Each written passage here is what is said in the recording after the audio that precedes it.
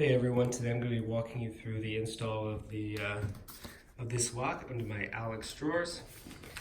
For this, I picked the Alex drawers with the file cabinet in the black-brown color. They also come in a white color. I just chose the brown because it fits the decor of the apartment that I'm moving into a little bit better.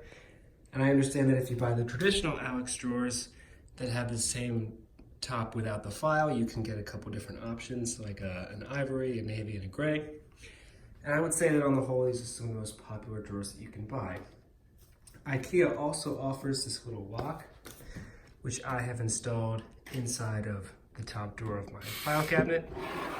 And I was a little surprised to see that nobody online was installing them like I had done. So I wanted to make this video to show that off.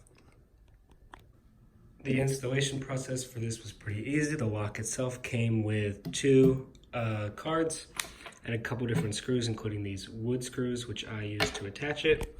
And they require AAA batteries, which were not included. Now, coming over here to mount them, it just takes 4 screws. I did not install this top one because I didn't want it to puncture through the particle board on this side of the wood and mess anything up. But it works pretty easily. When you attach the card to either side, this little deadbolt pops up, which comes part of the way through the wood.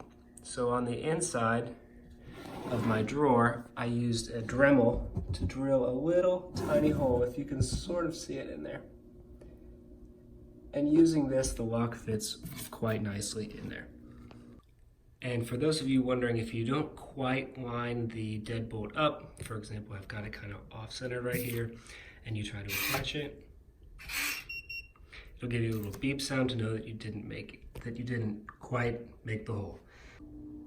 With regards to installation, I simply unscrewed the 2 little bolts on either side and detached this front drawer face and drilled the 3 screws for this right into the back face of the drawer.